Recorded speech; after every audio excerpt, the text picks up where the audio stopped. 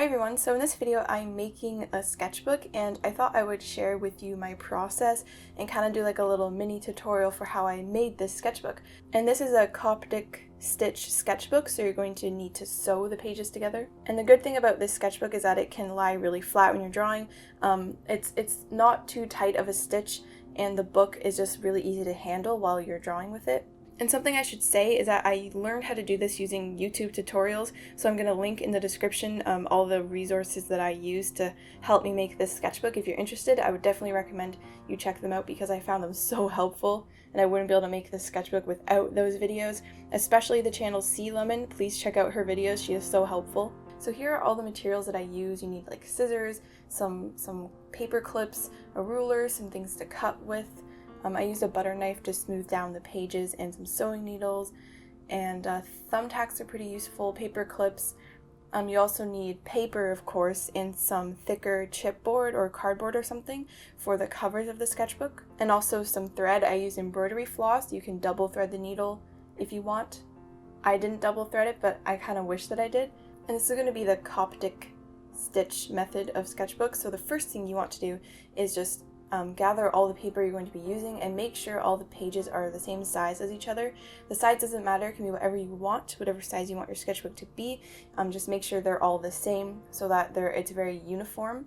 And then you want to fold all of the pieces of paper in half perfectly, and I used the handle of a butter knife to kind of like flatten out the crease, but you can use other things or use an actual bone folder, which is what people use in bookbinding, but I didn't have one and I didn't go out to get one. And something else that is really important to have, like I said, like a thumbtack. I think it's called an awl or something in bookbinding. It's a really sharp tool you can use to pierce paper with. So now that you have them all folded together, all folded in half, you want to stack the pages into each other, possibly 4 per stack. So see how I'm like layering them all together. I did about 4 per stack, but some of my paper was mixed media and it was really thick, so I did less in some of the stacks depending on how thick the paper was. And for the covers, you want to trace out the size of one of your folded pieces of paper. I think people call those signatures, and then you cut it out. I used an X-Acto knife and a ruler, and I actually used the back of a sketchbook for one of them, and I used chipboard for the front. And then this part is really important. You want to clip together all of your folded signatures, which is your stacks of paper, and measure out where you want the holes to be. So I did mine about 1 inch apart, and I did 3 on either end, and I left a gap in the middle. And make sure you take a ruler or something with a straight edge and draw a line going up the stack of the sides of the signatures so you know where you will pierce the holes. So then line up one of your signatures with all the holes on it with your cover, and use that as a template to poke the holes in your cover. Put the cover that you already pierced the holes on top of the other cover and go through the holes you just made to make the exact identical holes on the other cover, and make sure that they're nice and thick. Use a thumbtack or something even bigger to pierce the holes. I used a screwdriver that my dad sharpened into a sharp point that he uses for things, so I used it for this project. And then you have 2 identically punched covers.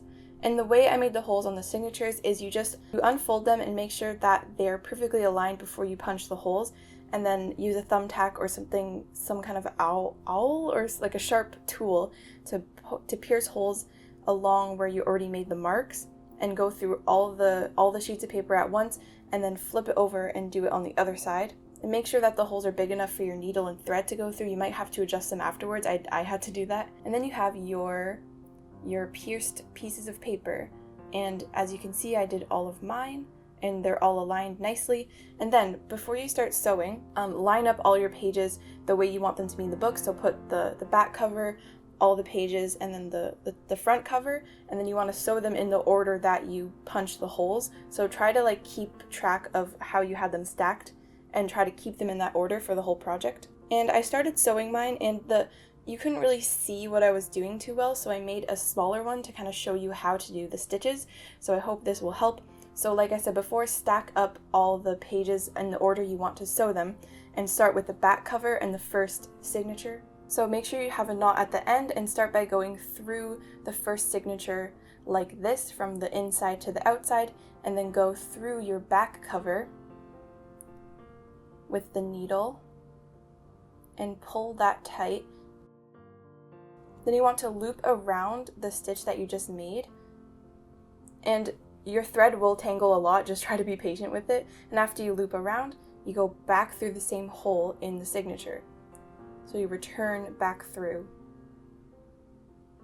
And then you just continue doing the same thing. So go out through the signature, go up through the back cover, then you loop it around, and you go back in through the same signature. And you keep doing the same thing for the back cover.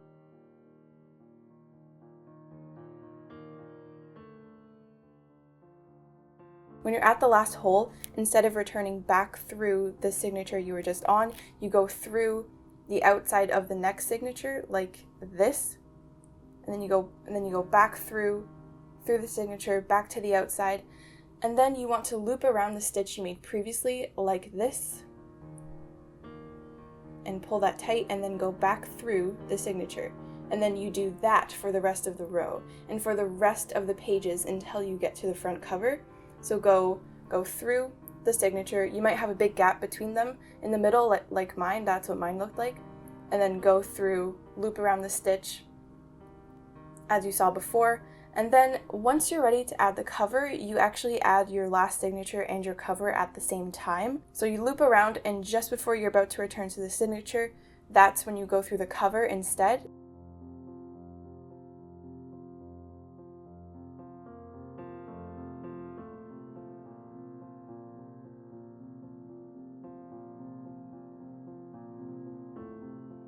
Then you put the needle through the new signature. That's your last signature underneath the cover. You thread the needle through, and then you go through the next hole of the signature to the outside. And this time it's a bit different, but you'll do it this way for the rest of the holes until you get to the end. So you want to go through your previous stitch before you go through the cover. So you haven't touched the cover yet on this hole, so you loop around the stitch.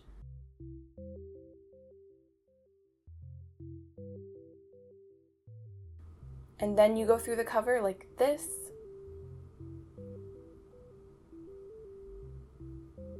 And be patient with your thread, mine tangled so much. And then you loop around the stitch you just made between that signature. So you'll be able to see it here. So through your newest signature, the one right before the cover, you loop around that stitch.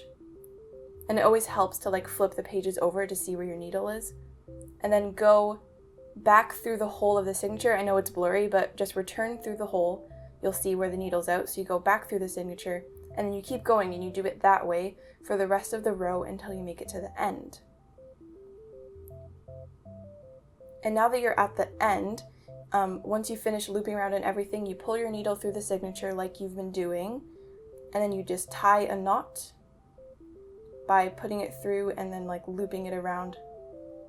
And then you just cut it, and you might want to secure it with glue. I'm not sure, I haven't done that yet. And now this is a time lapse of me sewing my sketchbook, just so you can see what it looked like in the bigger scale, because that was just a smaller book just to demonstrate what the stitches were like. But this is my actual sketchbook that I will be using, because the one you just saw only had 3 signatures in it without any, they were just pieces of paper folded in half. So this one is the actual sketchbook, and I don't think I did the cover correctly on this. I think I missed a step, which is why I wanted to demonstrate to you with the smaller book. And I had a lot of fun making this sketchbook. It was a lot, I don't want to say that it was easy, but it was easier than I thought it was going to be, and I'm really happy with the result. I'm almost scared to draw on it now, though. It feels really weird to have different kinds of paper in the sketchbook, because I didn't do sketchbook paper. I did drawing paper and mixed media paper and toned paper. I have 3 different kinds of paper, and they're all slightly different colors. The mixed media paper is really white, the drawing paper is a bit yellow, and the toned paper, of course, is brown. It's toned.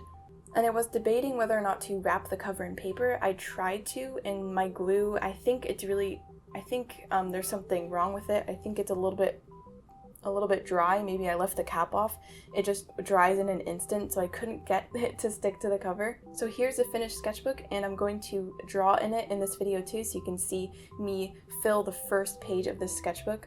because the first page can be pretty intimidating, especially if you made the book yourself. I'm afraid to do like weird scribbly stuff in here like I usually do, at least at some point in my sketchbook. I'll just start like scribbling because I'm like, oh, it's just a sketchbook, like who cares? But now I actually made this sketchbook, so I want everything to be nice, but I will try to overcome that. I'll just like doodle whatever, and I'm gonna have to plan out what medium I use depending on what page I'm on, because all the pages are different, like I use different types of paper. So I thought a pretty suitable thing to do for the first page would be to draw out some birds, because I find them really fun to draw, and I wanted the first page to be something that I liked, that I enjoyed making, because I like to draw birds. I draw them way too often though. I really need to start drawing different kinds of animals and not just birds all the time, because I like them too much. I just kind of loosely based them off of some photos, and I changed the colors. I mostly did this to practice using pencil crayon, and toned paper is really good for pencil crayon because it's a mid-tone, so your bright colors will look even brighter. As you can see with the yellow here, it looks so bright, where on white paper I don't think you'd get the same effect. And I would definitely recommend you try to make your own sketchbook like this. You can also glue sketchbooks or staple sketchbooks. There's lots of different methods you can try, and it's so fun to watch all these bookbinding videos on YouTube. I find them like some of the most fun to watch videos, and it's even more fun to try to make your own. There's just something so satisfying about making your own book, so I would definitely recommend you try doing this. It was a lot of fun, and I'm really glad I did it. It's actually for a school assignment. You get bonus marks if you make your own sketchbook, so of course I'm going to do that to get the bonus marks. So I really hope you found this helpful and interesting, and I hope you enjoyed seeing me make my very own sketchbook. I hope you enjoyed seeing the cute bird drawings that I did. If you have any questions, please feel free to ask me. I'm not an expert. This is my first stitch sketchbook that I've ever made, but if you do have any questions, please ask me, and I will see you in my next video.